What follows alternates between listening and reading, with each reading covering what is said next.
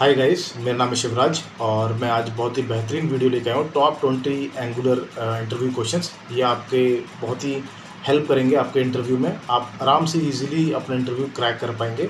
अगर आप company switch कर रहे हैं या इंटरनली कंपनी में प्रोजेक्ट चेंज हो रहे हैं, वहाँ पे आपके इंटरव्यू हो रहे हैं, या फिर आप फ्रेशर हैं, तो ये सारे, क्योंकि एआई एरा में ये सारी चीज़ें आपको आनी चाहिए, बेसिक्स और आपके आर्किटेक्चर लेवल। तो ये सारा कवर्ड हो गया है इन 20 क्वेश्चंस में। इसको आपको खुद से भी पढ़ना है एआई की हेल्प से, बाकी मैंने भी समझाने की कोशिश की है। तो बेस्ट ऑफ लक और let's start. So these are the 20 top 20 Angular interview questions. Guys, अगर मैं अपनी बात करूँ एक्सपीरियंस की, मैं पिछले 9 से 10 साल हो गए मुझे। मैं एंगुलर और रिएक्ट मैंने काफ़ी काम किया है। एंगुलर वर्जन 2 से मैंने स्टार्ट कर दिया था और 15 6 सारे वर्जनों पे मैंने बहुत काम किया है। 10, 8, 15 और रिएक्ट में करेंटली 16, 18। काफ़ी टाइम से मैं इन दोनों पे काफ़ी इंटरनेशनल प्रोजेक्ट्स पे काम कर रहा हूँ। अब बात कर लेते हैं क्वेश्चंस की। तो ये जो टॉप 20 क्वेश्चंस है, ये आपको फुली प्रिपेयर कर देंगे आपका इंटरव्यू राउंड क्लियर करने में। अगर आप कंपनी स्विच कर रहे हैं तो भी, अगर आप एक्सपीरियंस डेवलपर हैं तो भी, अगर आप क्योंकि आजकल क्या है, जब से एआई आया, आपको खुद से पढ़ना होता है। आपको ऐसा मतलब वो आपसे ये जानने की कोशिश करेंगे कि आपको आर्किटेक्चरली चीज़ें मालूम है, कैसे कहाँ से एप्लीकेशन स्टार्ट हो रही है, कहाँ पे एंड हो रही है, रिलेशन क्या है। क्योंकि कोडिंग पार्ट तो एआई कर रहा है, राइट? वो आपकी हेल्प कर रहा है पूरा 90% एज ऑफ नाउ। सो इसीलिए ये 20 क्वेश्चंस बहुत ही इंपॉर्टेंट बन जाते हैं कि आपकी अंडरस्टैंडिंग क्या है, राइट? तो लेट्स क्विकली स्टार्ट। पहला क्वेश्चन है, what is the difference between just in time compiler and AOT? ये बहुत टाइम से एंगुलर में जेआईटी और एओटी का कॉन्सेप्ट। जेआईटी वही ट्रेडिशनल एप्लीकेशंस में, जैसे ट्रेडिशनली एंगुलर जब आया था, तो जैसे क्या होता है कि ब्राउज़र डाउनलोड करता है एंगुलर का कोड प्लस एंगुलर का कंपाइलर भी, और देन उस कंपाइलर की हेल्प से वो एग्जीक्यूट करता है, वो कंपाइल करता है और देन एग्जीक्यूट करता है। इसीलिए टाइम लग जाता है। Just in time compiler, the browser downloads the raw angular code and compiles it inside the user browser at the run time. So run time basic होता है larger bundle size. Obviously larger bundle size होगा ही, क्योंकि जो angular compiler है वो भी उसको download करना है, प्लस जो बंडल जो एप्लीकेशन है, राइट, उसमें एचटीएमएल जावास्क्रिप्ट, उसके बाद वो कंपाइल करेगा देन एग्जीक्यूट करेगा। बट एओटी में क्या होता है, एओटी में जब आप बिल्ड करते हैं एनजी बिल्ड, उस वक्त ही कंपाइलेशन हो जाता है। तो हमारे क्लाइंट, हमारा जो ब्राउजर है, उसको अगर उसको आपका एंगुलर कंपाइलर डाउनलोड करने की जरूरत नहीं है। तो जो बंडल साइज आएगा उसमें कंपाइलर ऑलरेडी हट चुका होगा, तो बंडल साइज ऑलरेडी स्मॉल हो जाता है और वो ऑलरेडी कंपाइल्ड एप्लीकेशन है। तो एओटी के वक्त पे क्या होता है, हमारे ब्राउजर को सिर्फ और सिर्फ एग्जीक्यूट करना होता है, कंपाइलेशन का प्रोसेस हट जाता है। तो इसलिए बहुत फास्ट हो जाता है, इसलिए एओटी को प्रेफर किया जाता है। और एओटी बाय डिफॉल्ट एंगुलर के लेटेस्ट वर्जन में एओटी बाय डिफॉल्ट रहता है। तो ऐसा आप अच्छे से समझ सकते हैं। बाकी जितने भी क्वेश्चन है यहाँ पे, मैं आपको फिर से बता देता हूँ। इन सारे क्वेश्चंस को आप एआई को, मतलब जैसे आप बोल सकते हैं, मुझे प्लीज़ और डिटेल में एक्सप्लेन करिए, वो और डिटेल में एक्सप्लेन करेगा। ये एकदम गोल्डन एरा है जहाँ पे आप खुद से पढ़ सकते हैं। आपको कोई सीनियर डेवलपर या सीनियर मतलब हमको उनको अप्रोच करना नहीं पड़ेगा। आपका मैक्सिमम काम ये एआई आपको हेल्प करेगा पढ़ाई करने के लिए, आपको अंडरस्टैंड करने के लिए लॉजिक, राइट? एकदम गोल्डन एरा है उन लोगों के लिए जो वाकई बहुत क्यूरियस है डीपली अंडरस्टैंडिंग में, और इंटरव्यू वो ऐसे चुटकी में निकाल देंगे क्योंकि उनकी अंडरस्टैंडिंग अच्छी हो जाएगी। ये सारे क्वेश्चन बहुत इंपॉर्टेंट है। Second question, how does angular change detection mechanism work and what is zone JS? तो जोन जेएस जो है, वो एंगुलर में जो भी आपका चेंज डिटेक्शन हो रहा है और उसके बाद जो आपके कंपोनेंट, एक भी डिटेक्शन हुआ, टॉप टू बॉटम कंपोनेंट जो दोबारा से रेंडर हो जाते हैं, राइट, ये सब जोन जेएस की मदद से होता है। तो यही आपको अच्छे से पढ़ लेना है, समझ लेना है और कॉन्फिडेंट होकर इंटरव्यू देना है। ये सारे क्वेश्चन आपको अच्छे से प्रिपेयर करने हैं। मैं भी आपकी मदद कर रहा हूँ प्रिपेयर करने में, बट कुछ क्वेश्चन आपको खुद से करने होंगे और अच्छे से इनको प्रैक्टिस करनी है। What is the difference between default on push change detection strategies? ये है एंगुलर में डिफॉल्ट मतलब पहले ऑन पुश ऐसा कुछ नहीं रहेगा, वो आप कंपोनेंट में यूज कर सकते हैं, जहाँ पे आप ऊपर जहाँ पे आप अपना HTML और CSS जहाँ पे लिखते हैं कंपोनेंट के ऊपर डेकोरेटर्स के अंदर, वहीं पे ऑन पुश का यूज करें। आप उसको बता रहे हैं कि हम ऑन पुश स्ट्रेटेजी यूज करने वाला हूँ। तो ऑन पुश के वक्त क्या होगा, जो चेन डिटेक्शन है, जो अभी कुछ भी चेंज करने पे रेंडर हो रहा है, तो वो थोड़ा स्ट्रिक्ट हो जाता है। वो आपके @input इसमें लिखा हुआ है, देखो एड, ये काफी यूज किया हमने। बट यह है कि जब आप स्विच करते हैं ना, आपको सारे कॉन्सेप्ट रिवाइज करने होते हैं। और अच्छे से आपको रिवाइज करो, तो इसलिए मैंने क्वेश्चन ला के दिया कि इनको आप अच्छे से रिवाइज करना। At the rate input reference, जो हम at the rate input use करते हैं, जिसके बाद आपका ये ऑन चेंजेस लाइफ साइकिल होकर जो एंगुलर का एनजी ऑन चेंजेस वो चलता है। तो an event originate directly inside the component and observable with racing pipe. तो मतलब स्ट्रिक्ट कर देता है, आपकी जो रेंडरिंग होगी वो हर बार नहीं होगी, राइट। उस चीज़ के लिए बहुत ही इंपॉर्टेंट है ऑन पुश स्ट्रेटेजी। और जो बड़ी एप्लीकेशंस होती हैं वहाँ पे ये बहुत यूज़ होता है इसका, जो कॉम्प्लेक्स एप्लीकेशन में जाती है जिसमें बहुत सारे कंपोनेंट हैं। Explain the component life cycle and the chronological order. ये तो भाई मैंने जब एंगुलर स्टार्ट किया रट लिया था पूरा। 8 हुक्स होते हैं। ऑन चेंजेस सबसे पहला होता है जब पेज आपका, जब पेज लोड होता है सबसे पहले ऑन चेंजेस चल जाता है, जबकि सब लोगों को पता होता है कि सबसे पहले एनजी ऑन इनिट चलेगा। बट इससे पहले आपको बता दूं, जब वो क्लास होती है सबसे पहले कंस्ट्रक्टर चलता है, कंस्ट्रक्टर से पहले कुछ नहीं चलता।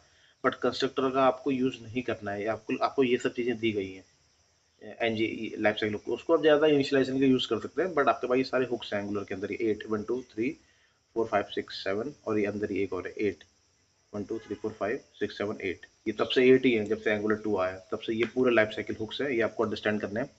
एनजी ऑन चेंजेस, जब एट द रेट इनपुट के अंदर जो भी आपने वेरिएबल बाइंड किया है वो वेरिएबल जब चेंज होगा तो एनजी ऑन चेंजेस हुक चलता है, right.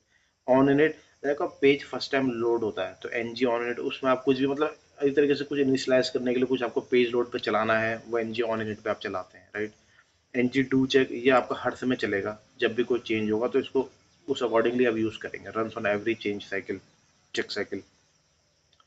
NG after content init, और ये नाम से ही है जो नीचे वाले हैं, एनजी आफ्टर कंटेंट इनिट। सबसे common use N G on init, ठीक है, एनजी ऑन चेंजेस भी, और एनजी ऑन डिस्ट्रॉय भी, और एनजी आफ्टर व्यू इनिट, ये भी है। ये 4-5 बहुत ही कॉमनली यूज होंगे, बट ये सारे आपको समझने हैं। अभी हम चौथे में पहुंचे थे, एनजी आफ्टर कंटेंट इनिट और एनजी आफ्टर कंटेंट चेक्ड। ये हैंडल कंटेंट प्रोजेक्टेड विया एनजी कंटेंट, एनजी कंटेंट से जो भी आप कंटेंट ला रहे हैं ये उसमें आप उस समय आपकी हेल्प करेगा, right. NG after view init और NG after view checked triggers after UI view children are fully initialized. मतलब जब आपकी एप्लीकेशन लोड हो गई, कंपोनेंट लोड हो गई और उस कंपोनेंट के चिल्ड्रन भी लोड हो गए, उसके बाद आपको कुछ चीज़ चलाना है, कुछ चीज़ ट्रिगर करना है, कोई फंक्शन कुछ भी चीज़, तो इस हुक के अंदर आप उसको करेंगे, क्योंकि हुक ट्रिगर होगा तो वो भी ट्रिगर हो जाएगा, जो भी उसके अंदर फंक्शन जो भी लिखा होगा आपने। और N G on destroy clean up listener subscribe streams, बहुत इंपॉर्टेंट है। एनजी ऑन डिस्ट्रॉय सेम वही, अगर आप रिएक्ट से कंपेयर करेंगे तो रिएक्ट में भी हमारे पास यूज इफेक्ट के अंदर क्लीन अप फंक्शन लिखते थे। ऐसे ही यहाँ पे एनजी ऑन डिस्ट्रॉय, जब आपका कंपोनेंट डिस्ट्रॉय होता है दूसरे कंपोनेंट में मूव करते हैं, पहला कंपोनेंट डिस्ट्रॉय होता है तो उस कंपोनेंट में आप जो भी आपको अनसब्सक्राइब करना है, जैसे आपने कुछ एपीआई से है ना, अगर आपने टेक एंड टेल वगैरह यूज नहीं किया होता, आप उसको यहाँ पे इसके अंदर अनसब्सक्राइब कर सकते हैं। सेट इंटरवल, उनके इंस्टेंसेस को डिस्ट्रॉय करना है, कोई भी क्लीन अप आइटम्स इसके अंदर होगा एनजी ऑन डिस्ट्रॉय हुक के अंदर। बहुत ही ईजी है। तो ये 8 हुक्स आपको समझ लेने हैं, और ये बहुत ही कॉन्फिडेंस से लाएंगे, क्योंकि ये हुक्स बहुत इंपॉर्टेंट है जब एंगुलर में काम करते हैं। ये हुक्स एक तरीके से ऐसा है कि जब भी आप एप्लीकेशन में काम कर रहे हैं, आपको कोई फंक्शन, कोई मेथड्स, कोई एपीआई कुछ भी कॉल करना है, एट विच टाइम, तो ये अलग अलग टाइम पे चलता है ये हुक्स। कोई डिस्ट्रॉय, पेज के डिस्ट्रॉय होने पे चल रहा है, कोई पेज के लोड होने पे चलता है, कोई चेंज, कुछ भी आप चेंज कर रहे हो उस समय चलता है, कोई जब आपके सारे कंपोनेंट में चिल्ड्रंस लोड हो जाते हैं तब चलता है। तो ये आपको बहुत हेल्प करेंगे, अगर आपको ये सब चीज़ें पता होगी तभी आप इसका यूज़ कर पाएंगे एप्लीकेशन में एफिशिएंटली। अब डिपेंडेंसी इंजेक्शन, ये एंगुलर का मतलब बोल सकते हो स्टार्ट से ही एंगुलर में डिपेंडेंसी इंजेक्शन है ना। डिपेंडेंसी इंजेक्शन क्या है, कुछ भी चीज़ आप किसी कंपोनेंट में, मॉड्यूल में आप इंजेक्ट करते हो, इंजेक्ट मतलब रूट लेवल पे इंजेक्ट किया तो पूरा एक स्टेट की तरह काम करता है, पूरा एप्लीकेशन को मिल जाता है उसका एक इंस्टेंस बनकर। बट अभी कंपोनेंट लेवल में भी आ गया, कंपोनेंट लेवल में आप इंजेक्ट करते हो तो उस कंपोनेंट के लिए वो इंस्टेंस बन जाता है, तो लोकली अवेलेबल है उस कंपोनेंट के लिए। तो ये प्रोवाइडर्स के अंदर आप इंजेक्ट करते थे बहुत पहले से ही है ये, आप है ना, कंपोनेंट के लिए कर रहे हैं कंपोनेंट, और रूट के लिए कर रहे हो तो पूरे एप्लीकेशन के लिए अवेलेबल हो जाती है वो चीज़ है। तो इंजेक्शन, डिपेंडेंसी इंजेक्शन एंगुलर में बहुत इंपॉर्टेंट है। और कंटेंट प्रोजेक्शन आप कैसे कैसे कर सकते हैं। एनजी कंटेनर मैंने बहुत यूज़ करा हुआ है। एनजी कंटेनर क्या है, जैसे रिएक्ट में आपका वो होता है ना, मतलब आपको बहुत सारे डिवेलपमेंट दिखाने होता है, एक साथ दो दो डिवेलपमेंट नहीं दिखा सकते, या एक साथ दो दो एचटीएमएल टैग्स, मतलब मल्टीपल नहीं दिखाते, उसको आपको उसके अंदर बाइंड करना होता है, मुझे नाम याद नहीं आ रहा, वो जो ब्लैंक है ना, ब्लैंक ब्लैंक क्या बोलते हैं, एरो आइकन्स होते हैं, तो ऐसे ही इसमें एनजी कंटेनर है। एनजी कंटेनर मतलब आपके आपके बहुत सारे HTML elements, H1 tags, baud मतलब H1 टैग्स, जितने भी आपके टैग्स एंड div है, इन सबको मतलब आपको कुछ लूप घुमाना, कुछ भी करना है तो इन सबको उसके अंदर ले आता है, बॉक्स के अंदर। जैसे div काम करता है, ऊपर से div दिया, नीचे div, अंदर बहुत सारे टैग्स, तो वही काम एनजी कंटेनर करता है। बस एनजी कंटेनर का कोई अपना वो नहीं है, मतलब कोई ये इसकी वजह से कोई लाइन स्पेस ऐसा कुछ नहीं आएगा। तो एक इनविजिबल कंटेनर है, मतलब ऐसा बॉक्स है ये, जैसे आपने एक कांच का बॉक्स लिया, उसके अंदर सारे आइटम रख लिए, तो वो ऐसा ही बॉक्स है, दिखेगा कुछ नहीं। और आपका मतलब एनजी कंटेनर का कोई लेयर नहीं दिखने वाली आपको कि बॉक्स है करके, बट आपके सारे आइटम स्टैक्ड है उसके अंदर। और ng template defines a layout that if not rendered by default it must be explicitly rendered via structural directives बताइए ng for ये सब, ठीक है। इसको अच्छे से आप और देख लीजिए। Reactivity and form mastery, but is तो फॉर्म की बात करें, अगर आपने इसमें काम किया होगा, इसमें रिएक्टिव फॉर्म्स है ना, वो सब चीज़ें हैं, वो बहुत ही ईजी हैं। अगर आपने फॉर्म की अंडरस्टैंडिंग तो होनी ही चाहिए, तो अब एक बार वो देख लीजिएगा, बहुत ही ईजी है। अभी मैं वीडियो में वो भी कवर करूँगा, बहुत लंबा वीडियो हो जाएगा शायद, फॉर्म्स के लिए मैं अलग से वीडियो बनाऊंगा, बट फॉर्म्स को प्लीज़ देख लीजिएगा, बहुत ही ईजी और बहुत ही कॉमनली यूज स्टफ है वो। What is the difference between promise and observables? Angular में एक चीज़ ख्याल रखिएगा, एंगुलर में जो भी हम काम करते हैं बाय डिफ़ॉल्ट, जो भी हम एपीआई कॉल करते हैं, सब कुछ ऐसे ऑब्जर्वेबल काम करती है इसमें। ऑब्जर्वेबल बोले तो इसको लेजी भी बोला गया है, क्योंकि जब तक आप सब्सक्राइब नहीं करेंगे, आप सोचेंगे मैंने एक एपीआई कॉल कर दी, राइट, मगर आपने उस एपीआई को सब्सक्राइब नहीं करा हुआ है, तो तब तक वो एपीआई कॉल नहीं होगी। वो मेथड आप कितने बार कॉल कर दें, वो कॉल ही नहीं होगा, क्योंकि इसमें ही बोलता है उसको, जब हम यूज़ ही नहीं कर रहे तो उसको कॉल क्यों करें। जब आपने उस चीज़ को सब्सक्राइब कर कर हुआ, मतलब आपने सब्सक्राइब कर दिया, अब आप सब्सक्राइब कर दिया मतलब आप उसका डेटा आप लेकर कहीं दिखाने वाले हैं, कुछ करने वाले हैं, तो तभी वो कॉल होगा। ये चीज़ ध्यान रखना। ये पहले बहुत स्टार्टिंग में हो जाता था, हम सब्सक्राइब नहीं करते, हम कहते थे कॉल कर रहे हैं, कॉल नहीं हो रहा है, ये एपीआई को कॉल नहीं कर रहा है। क्यों नहीं कर रहा? क्योंकि हमने भाई उसको सब्सक्राइब भी करके नहीं रखा हुआ है, उस मेथड को, है ना। तो एंगुलर बोलता है सब्सक्राइब ही नहीं करा हुआ तो उसको कॉल क्यों कर रहे हैं, इसका कुछ काम ही नहीं है, वो उसको एक्स्ट्रा कोड में लेके चले जाता है, मतलब अनयूजेबल कोड। तो इसमें लेजी एग्जीक्यूशन है, डज नॉट स्टार्ट अनटिल आप सब्सक्राइब करते हैं, ठीक है। और अनसब्सक्राइब वगैरह सब आप कर सकते हैं अपने एनजी ऑन डिस्ट्रॉय हुक में। तो इसमें बहुत अच्छा कॉन्सेप्ट है। स्ट्रीम ऑब्जर्वेबल में क्या होता है, स्ट्रीम ऑफ डेटा आता है, वो प्रोमिसेस में नहीं होता है, स्ट्रीम ऑफ डेटा। और इसमें आप कैंसिलेशन कर सकते हैं ऑब्जर्वेबल में, है ना। ये बहुत सारे आपको बेनिफिट्स मिल जाते हैं। प्रोमिसेस का कॉन्सेप्ट तो जावास्क्रिप्ट से ही है, बहुत फेमस है कि प्रोमिस या तो फुलफिल होगी या नहीं होगी, तो इस कॉन्सेप्ट पे चलता है। इसको आप डिटेल में पढ़ें, ये जावास्क्रिप्ट अगर आप करके आ रहे हो तो आपको बहुत इजीली प्रॉमिस की अंडरस्टैंडिंग होगी। How do you prevent memory leaks in RxJS? Memory leaks को कैसे प्रिवेंट कर सकते हैं? सबसे पहला तो हमें पता ही है, एनजी ऑन डिस्ट्रॉय के अंदर हम जितने भी अपने सब्सक्रिप्शन है उन सबको अनसब्सक्राइब कर सकते हैं, बट उससे भी और भी जो एंगुलर हमें प्रोवाइड किए हुए हैं, जैसे एसिंक पाइप, अगर आप एसिंक पाइप का यूज़ कर रहे हैं तो आपको सब्सक्राइब करने की जरूरत नहीं है, ये अंदर से ही, मतलब ये इंटरनली ही सब्सक्राइब कर रहा है, ये वाला काम खुद ही कर रहा है, और इससे एक फ़ायदा मिलेगा, ऑटोमेटिकली अनसब्सक्राइब भी कर देगा। तो आप एसिंक पाइप का यूज़ करेंगे अगर अपने दिखाने के लिए अपने HTML में, वहाँ पे एसिंक पाइप का यूज़ करेंगे तो आपको सब्सक्राइब और सब्सक्राइब करने की जरूरत नहीं है। Handles automated unsubscription. और यूज़ टेक अंटिल आप यूज़ करेंगे अपने सब्जेक्ट के साथ, है ना। और तो टेक अंटिल भी आपका वही काम करेगा, मतलब आपको अनसब्सक्राइब नहीं करना पड़ेगा, टेक अंटिल उस चीज़ को सॉल्व करते रहे, कब तक वो चाहिए आपको ये बता दे रहा है, ये नहीं कि हर समय डेटा, मतलब हर समय डेटा फ्लो हो रहा है, ऐसा नहीं है। और टेक वन भी यूज़ कर सकते हैं, ये भी RxJS का ऑपरेटर। RxJS का एक सब्सक्रिप्शन लाइब्रेरी है ना सर, जो सब्सक्राइब पे बेस्ड है। RxJS जो कॉन्सेप्ट है सब सब्सक्रिप्शन पे चलता है ये। तो उसी में ये सब है, टेक, ये सब उसी के ऑपरेटर है, ठीक है। स्विच मैप, मर्ज मैप, ये सब लगता है जावास्क्रिप्ट की तरह है, जैसे स्विच, मर्ज हो गया, कॉन्कैट हो गया, ये सब, बट एंगुलर के RxJS ने हमें प्रोवाइड करा हुआ है ना। और RxJS पे ही बेस्ड हमारी जो NGRX, ये सब रिडक्स, ये सब सब्सक्रिप्शन बेस्ड लाइब्रेरी है। वहाँ पे क्या करते हैं हम, सिलेक्टर के हेल्प से सब्सक्राइब कर देते हैं स्टोर को, और जैसे डेटा चेंज होता है हमें अपने सिलेक्टर्स में डेटा दिखता रहता है। तो ये सब सब्सक्रिप्शन बेस्ड है। तो ऐसे ही यहाँ पे स्विच मैप का यूज़ आप कब करेंगे, जब आपको कैंसिल करनी है एक्टिव इनर ऑब्जर्वेबल, है ना। तो ये मतलब इसका काम कब होगा, perfect for auto complete searches. तो ये क्या करता है, जैसे आपने कुछ सर्च बॉक्स में गूगल में आपने कुछ टाइप किया, अब आपने टाइप किया, एक रिक्वेस्ट गई, आपने फिर से फट से टाइप कर दिया, तो क्या करेगा, जो पहले रिक्वेस्ट थी उसको कैंसिल कर देगा, जो नया है उसको एक्सेप्ट करेगा, मतलब उसको उसको सब्सक्राइब कर लेगा नए वाले को। तो ये उसमें काम आएगा। फालतू जो आपको पहले जो आपने टाइप किया था वो आपको चाहिए नहीं, आपने और लिख दिया, मतलब आपको उसके बाद वाला चाहिए, राइट। तो बाद पहले वाले को कैंसिल कर देगा, दूसरे वाला एक्टिव रहेगा। तो ऐसा मर्ज मैप ये कहाँ पे काम आएगा, इन सबका अलग अलग यूज केस है। Merge map, run all inner streams concurrently without waiting और cancelling, good for simultaneous independent shapes.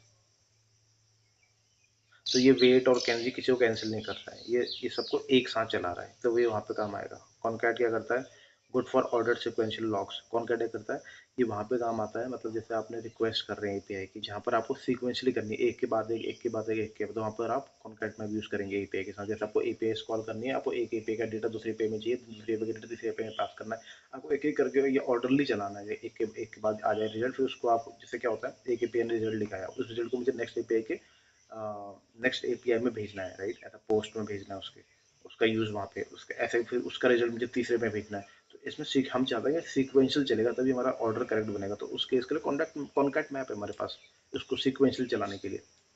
Exhaust map ignores new values completely until current active stream finishes। इसको आप देख सकते हैं स्विच मैप का अपोजिट। स्विच मैप में क्या होता, हम कुछ नया टाइप कर रहे थे, पुरानी रिक्वेस्ट कैंसिल हो जाती। इसमें क्या हो रहा है, एग्जॉस्ट मैप में ignores completely the new incoming values. So नई जो भी हम कर रहे हैं उसको इग्नोर कर दे रहा है, क्यों, क्योंकि जो पहले रिक्वेस्ट है वो कंप्लीट नहीं हुई है।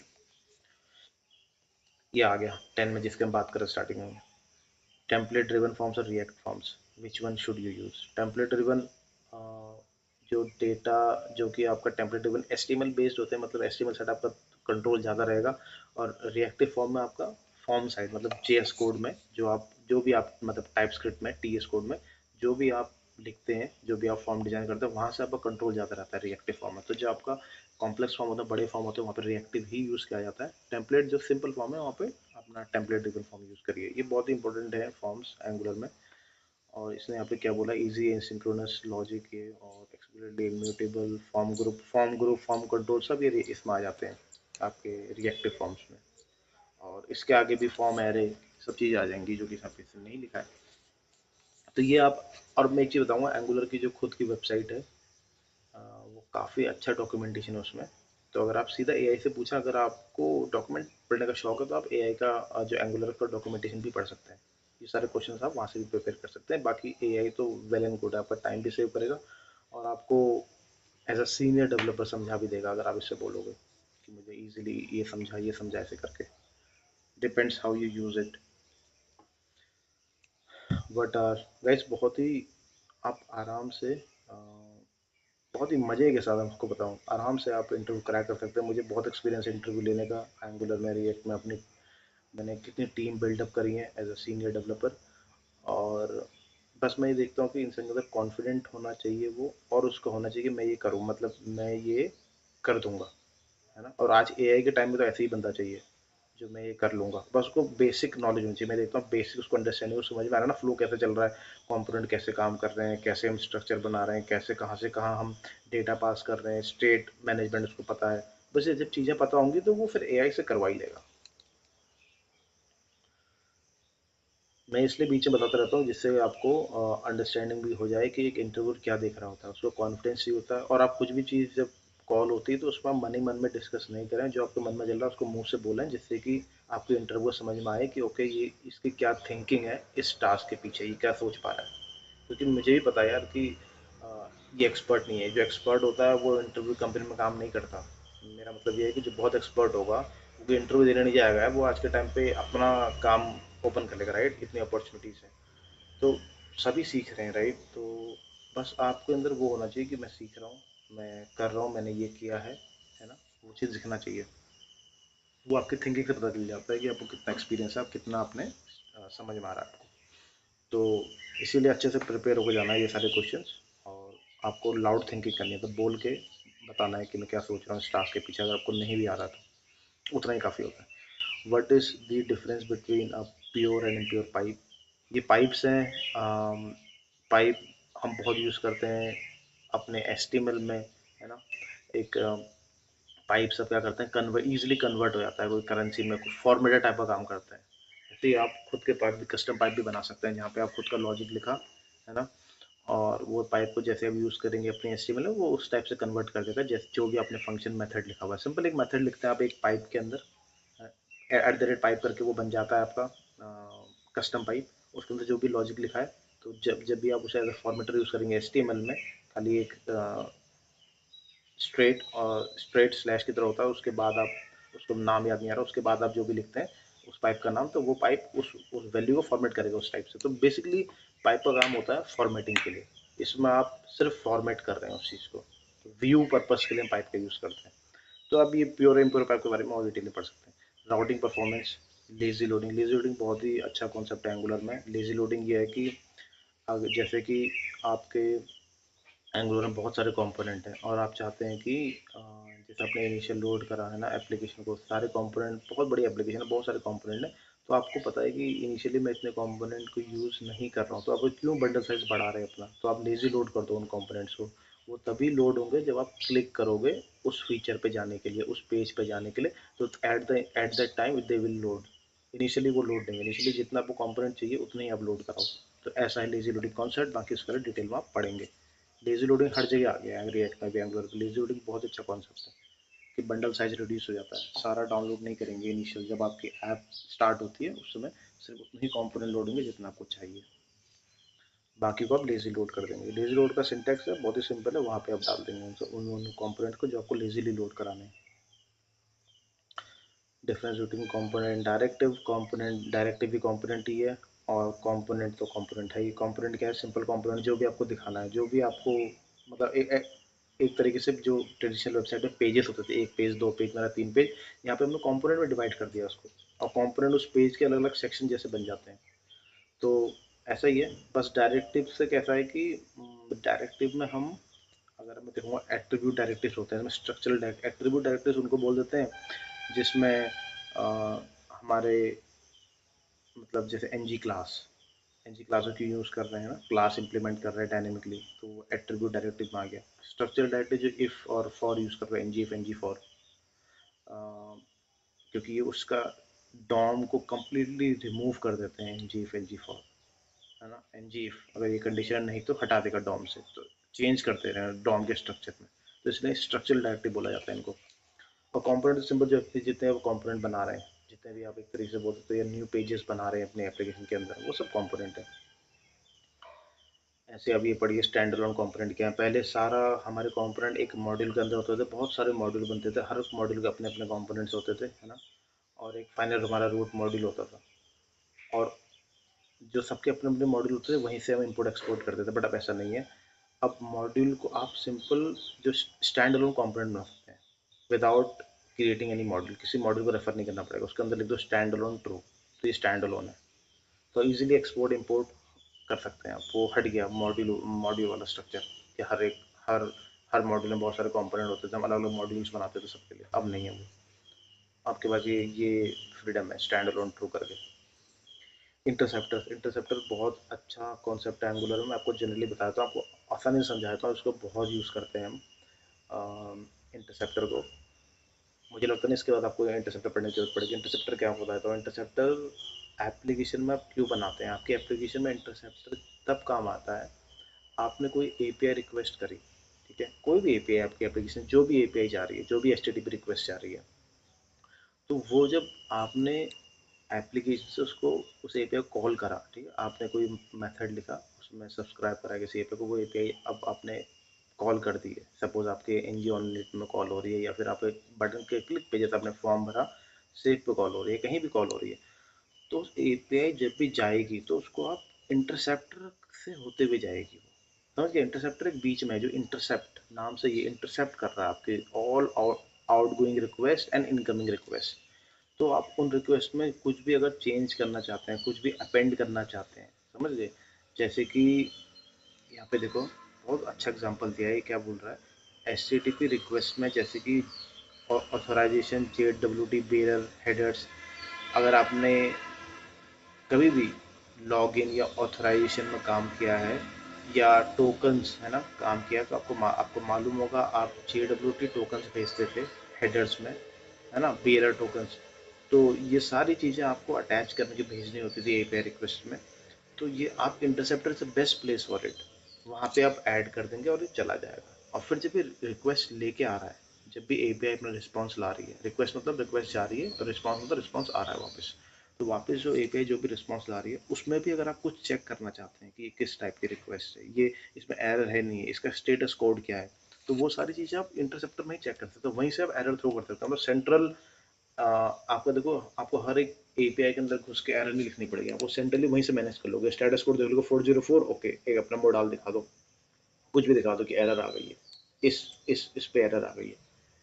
तो उस एपीआई के आपके पास डिटेल्स होती है। इंटरसेप्ट में आप तो इंटरसेप्ट इस तरीके का आपको आउटगोइंग और इनकमिंग, है ना, रिक्वेस्ट में जो भी चीज़ें हैं, एरर फाइंड करना है, कुछ चीज़ अपेंड करना है, कुछ चीज़ ऐड करना है, उसके बाद जैसे आपके एपीआई को रिस्पॉन्स लेके आई, आपको इंटरसेप्ट से आप कुछ उसमें ऐड कर सकते हैं, उस रिस्पॉन्स में ऐड हो जाएगा और फाइनली आपके कंपोनेंट को मिल जाएगी वो ऐड करा हुआ। तो फाइनली उसको वो ऐड करा हुआ मिल जाएगा। तो ये ऐसे काम करेगा जिसको लगेगा जैसे कि ये एपीआई के रिस्पॉन्स में आया है। तो ऐसे करके अपेंड, ये बीच में ऐसा मतलब कह सकते हो कि मिडिल मैन, जो कि आपकी हर आउटगोइंग और इनकमिंग रिक्वेस्ट को इंटरसेप्ट कर रहा है, बीच में चेंजेस कर पा रहा है, उसमें उसको चेक कर पा रहा है।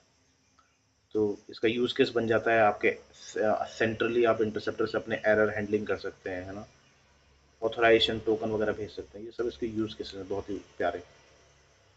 How do you optimize enterprise Angular application that has massive data charts? On push strategy है, on push change detection strategy, इसका यूज़ करके मैंने आपको बताया था। ये आपको रेस्ट्रिक्ट कर देता है ना, बार बार रेंडर नहीं होने देगा। तभी रेंडर होगा जब एट द रेट इनपुट वाले वेरिएबल में कुछ चेंज होगा, तो वो सब चीज़ आपको पढ़नी है। और लेजी लोडिंग कर सकते हैं आप, ठीक है। डिफर का यूज़ करते हैं, डिफर भी एक ऐसा है, लेजी लोडिंग की टाइप का ही कॉन्सेप्ट है। आपके व्यू में कौन सा व्यू दिखाना है कौन सा नहीं, इसको आप अच्छे से पढ़ें, डिफर। बस यही है। और ये फिर से डिफर ही है। और लास्ट में आपको बहुत ही इंपॉर्टेंट है, ये भी मैं आपको अच्छे से समझाता हूँ। What do you handle, how do you handle state management at scale in angular. जो हम कोई भी एंगुलर की एप्लीकेशन इनिशियली स्टार्ट करते हैं, ज़्यादा बड़ी नहीं है एप्लीकेशन, बहुत ज़्यादा कंपोनेंट नहीं है, बहुत मैसिव स्टेट मैनेजमेंट नहीं करना पड़ रहा, तो हम बहुत ही मतलब आर एक्स जी एस के हमें दिया हुआ है सब्जेक्ट, बिहेवियर सब्जेक्ट, उनकी हेल्प से एक हम वही काम कर रहे हैं जैसा कि हमारे लिए एनजीआर स्टोर करता है, मगर वो बड़े लेवल पे करता है, हम छोटे लेवल पे वही कर दे रहे हैं। क्या कर रहा है, मतलब आपने कोई वेरिएबल बना दिया किसी सर्विस के अंदर, ठीक है, बिहेवियर सब्जेक्ट टाइप का है, सब्जेक्ट टाइप का, तो उस वेरिएबल को आप पूरे एप्लीकेशन में एज ए स्टेट यूज़ कर रहे हैं, राइट। और वो आपके रूट पे है वो, ठीक है, वो सर्विस। और उस सर्विस पे आपने, उस सर्विस से आपने सब्जेक्ट टाइप का तो आपने सब्सक्राइब कर लिया उसको, ऑब्जर्वेबल है वो, ठीक है, ये ऑब्जर्वेबल बेस्ड होता है। ये जितने मैं सब्सक्रिप्शन, सॉरी मैं सब्सक्रिप्शन बोल रहा था स्टार्टिंग स्टार्टिंग में, ऑब्जर्वेबल, अभी राइट वर्ड याद आया, ये सब ऑब्जर्वेबल बेस्ड है। आर एक्स शेयर्स, ये आपका रिडक्स लाइब्रेरी जो रिएक्ट में है, एंगुलर में जो एन जी आर एक्स है, सेम ही है, ये सब ऑब्जर्वेबल बेस्ड है। तो ये बिहेवियर सब्जेक्ट और सब्जेक्ट भी ऑब्जर्वेबल बेस्ड है, तो इनको डॉट सब्सक्राइब करना पड़ता है। तो चेंज करने के लिए डॉट नेक्स्ट में जैसे यहाँ से कुछ चेंज करूँगा इसमें, तो जैसे इसमें चेंज होगा, तो जिस कंपोनेंट में मैंने डॉट सब्सक्राइब करा हुआ, वहाँ पे मुझे लेटेस्ट चेंज दिख जाएगा, कंपोनेंट रेंडर होगा, मुझे लेटेस्ट चेंज दिख जाएगा। तो ऐसे करके मैं स्टेट मैनेजमेंट कर पा रहा हूँ सब्जेक्ट और बिहेवियर सब्जेक्ट से। वही चीज़ एप्लीकेशन बड़ी हो जाती है तो फिर हम एनजीआरएक स्टोर यूज़ करते हैं। एनजीआरएक स्टोर में क्या अपना स्टोर बनाते हैं, एक अलग से बना लेंगे, उसमें सारी फाइल बना लेंगे, एक्शन, सिलेक्टर्स, है ना, रिड्यूसर, स्टोर। एक्शन ने करेगा, एक्शन क्या करता है, जैसे ही आपने कोई भी सबमिट करा, कुछ भी चीज़ आपने कोई कोई मेथड को कॉल करा, तो यहाँ पे हम डायरेक्टली कोई कोई मेथड को कॉल करने के बजाय एक्शन को कॉल कर देते हैं। उस एक्शन में लिखा होता है कि किस टाइप का एक्शन है, जिस टाइप का एक्शन है उसी टाइप के मेथड को रिड्यूसर में कॉल कर देगा। रिड्यूसर में लिखा होगा लॉजिक क्या क्या करना है, वो मेथड बता रहा हो क्या करना है। स्टोर में जो वेरिएबल्स हैं, स्टोर में जो स्टोर में हमारा क्या पूरा स्टेट एप्लीकेशन है, तो उस स्टोर के स्टेट में कहाँ पे चेंजेस करने हैं, तो वो रिड्यूसर जाके कर देगा। और एट द एंड हमने सिलेक्टर ने सब्सक्राइब करा हुआ है स्टोर को, जैसे चेंजेस होंगे हमें वहाँ पे दिख जाते हैं। तो एक एडिशनल कोड होता है, बट जब बड़ी एप्लीकेशन हो जाती है तो ये एडिशनल कोड हमें छोटा लगता है, क्योंकि बड़ी एप्लीकेशन में ये एडिशनल कोड की वजह से हम बहुत इजीली डीबग कर पाएंगे अपनी एप्लीकेशन को, कहाँ पे गलती हो रही है, क्योंकि हम एक रिडक्स एक लाइब्रेरी का यूज़ कर रहे हैं इंस्टेड ऑफ बहुत सारे छोटे छोटे सब्जेक्ट और बेबे सब्जेक्ट में, तो हम बहुत ही मुश्किल हो जाएगा मतलब ट्रेस करना।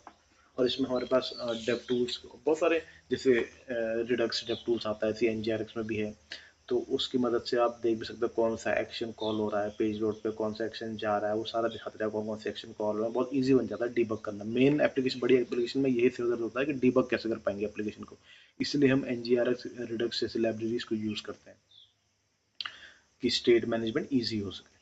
तो इसके लिए भी तो यही था गाइस।